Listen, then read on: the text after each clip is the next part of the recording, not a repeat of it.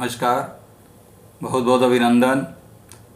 मित्रों, आज का विषय है कि कुंडली में जब ग्रह अस्त होते हैं तो वो किस प्रकार का फल देते हैं। जब ग्रह सूर्य के साथ बैठ जाता है तो वो अस्त हो जाता है और अधिकतर लोगों की कुंडली में बुध या शुक्र, इनमें से कोई ना कोई एक ग्रह अस्त मिलता है। इसका कारण यह है कि बुध और शुक्र का जो गोचर होता है वो या तो सूर्य के साथ होगा या सूर्य से एक राशि आगे या एक राशि पीछे होता है, और इसी कारण अधिकतर कुंडलियों में बुध या शुक्र अस्त मिलते हैं। तो अब ये समझते हैं कि क्या जब ग्रह अस्त होता है तो वो अशुभ फल ही देता है। ज़्यादातर जो मान्यता है कि ग्रह यदि चाहे वक्री हो या चाहे उच्च का हो और सूर्य के साथ बैठकर अस्त हो गया तो हमेशा अशुभ फल ही देता है। जिन भावों का वो स्वामी होता है उनसे संबंधित अशुभ फल देता है, या जहाँ बैठ जाता है वहाँ से संबंधित अशुभ फल देता है, और सर्वथा वो ग्रह अशुभ ही फल देगा। लेकिन मित्रों, जो बहुत बड़े बड़े लोग हुए हैं, चाहे वो कोई स्टार हो या कोई स्पोर्ट्स पर्सन हो, तो कई बड़े बड़े लोगों की जो प्रख्यात हुए हैं और जिन्होंने प्रसिद्धि प्राप्त की है, तो उनकी कुंडलियों में देखा गया है कि कई ग्रह अस्त हैं। जैसे अमिताभ बच्चन जी की कुंडली को लिया जाए तो उनकी कुंडली में भी 2-3 ग्रह अस्त मिलेंगे। इसी प्रकार अन्य लोगों की कुंडली में भी कई ग्रह अस्त मिले हैं और उन्होंने प्रसिद्धि प्राप्त करी है, सफलता प्राप्त करी है। तो इस प्रकार दर्शकों, ये आवश्यक नहीं है कि कुंडली में यदि कोई ग्रह अस्त है और सूर्य के काफ़ी निकट है, जैसे 2 या 3 डिग्री का ही अंतर है, सूर्य के साथ बैठ गया तो वो अशुभ फल ही देगा। अब इसमें भी कई संभावनाएं होती हैं कि जब ग्रह अशुभ फल ना देकर शुभ फल देता है और व्यक्ति जीवन में सफलता प्राप्त करता है। अब ये कौन कौन सी संभावनाएं हैं? यदि कुंडली में कोई ग्रह उच्च का होकर बैठ गया और अस्त हो गया हो सूर्य के द्वारा, तो ऐसी स्थिति में देखा गया है कि उस व्यक्ति ने जीवन में काफ़ी सफलता प्राप्त की है। इसके साथ ही यदि ग्रह उच्च का है, नवमांश कुंडली में भी वो वर्गोत्तम हो गया और कुंडली में केंद्र भाव में बैठा, तब भी ये देखा गया है कि उस व्यक्ति ने जीवन में काफ़ी प्रसिद्धि और सफलता यश अर्जित किया है। जैसे कि इस कुंडली में शुक्र यहाँ पर पंचम भाव का स्वामी और द्वादश भाव का स्वामी बन रहा है, और ऐसी स्थिति में कि सूर्य के साथ शुक्र मान लीजिए क्लोज कंजंक्शन में है, अस्त है, तो वहाँ पर ये शुक्र जो है व्यक्ति को काफ़ी प्रसिद्धि देगा, यश देगा। ऐसा व्यक्ति अपने करियर में काफ़ी प्रसिद्धि यश प्राप्त करेगा, क्योंकि यहाँ पर शुक्र उच्च का होकर बैठा है और साथ ही एक केंद्र भाव में भी बैठा है। तो इस प्रकार यदि कोई ग्रह उच्च का होकर बैठा हो और केंद्र में बैठा हो तो एक तो कंडीशन ये हो गई। दूसरा कि यदि वो ग्रह योग कारक हो, हम जैसे मकर लग्न की कुंडली में शुक्र योग कारक होता है और वहाँ पर वो अस्त होकर बैठ जाए और किसी शुभ भाव में बैठा हो, केंद्र में हो, त्रिकोण में हो, तो ऐसा शुक्र भी शुभ फल देगा। तो इस प्रकार जो योग कारक ग्रह हैं और वो अगर अस्त हो जाते हैं तो वो भी शुभ फल देते हैं।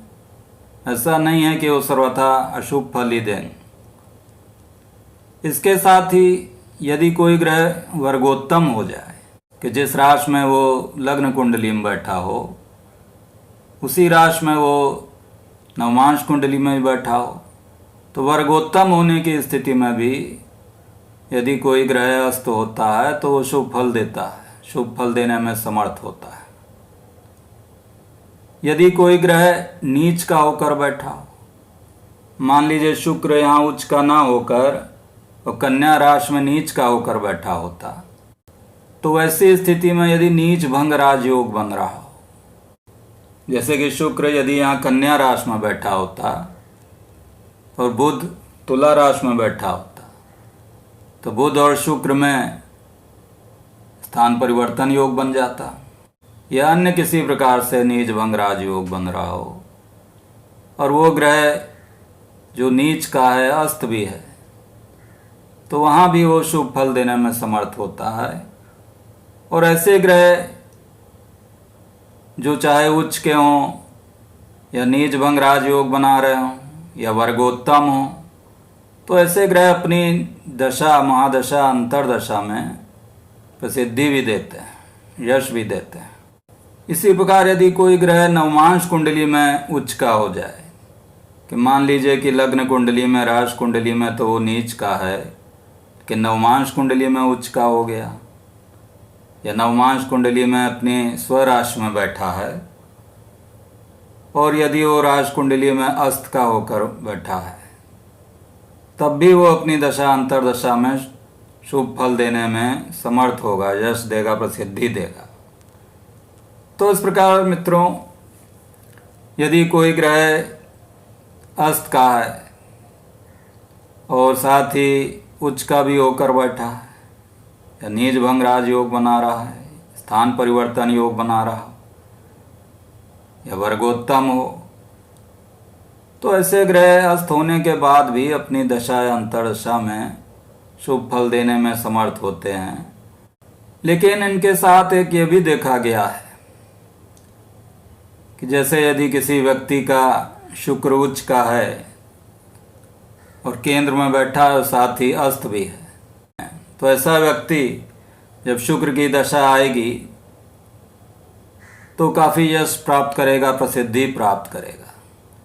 लेकिन कहीं कहीं उनके साथ कुछ अशुभता भी जुड़ी होती है कि यश और प्रसिद्धि तो उसको मिल गई, लेकिन मान लीजिए कि यही कुंडली है, इसमें शुक्र उच्च का है, तो व्यक्ति शुक्र की दशा में प्रसिद्धि पाएगा, यश प्राप्त करेगा, लेकिन उसके साथ कुछ ना कुछ अशुभता भी जुड़ी रह सकती है। जैसे कि शुक्र चूंकि विवाह का कारक है, दाम्पत्य जीवन का कारक है,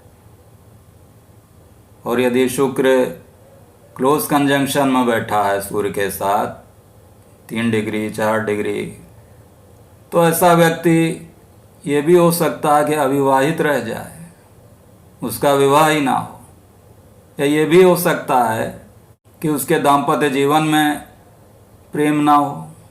तो इस प्रकार शुक्र जैसे कि विवाह का कारक है, प्रेम का कारक है, तो वहाँ पर शुक्र अपनी दशा में प्रसिद्धि देगा, यश तो देगा, लेकिन साथ साथ वैवाहिक सुख में कमी कर देगा। व्यक्ति की रिलेशनशिप हो सकती है, लेकिन ये ज़रूरी नहीं है कि उसका विवाह हो जाए।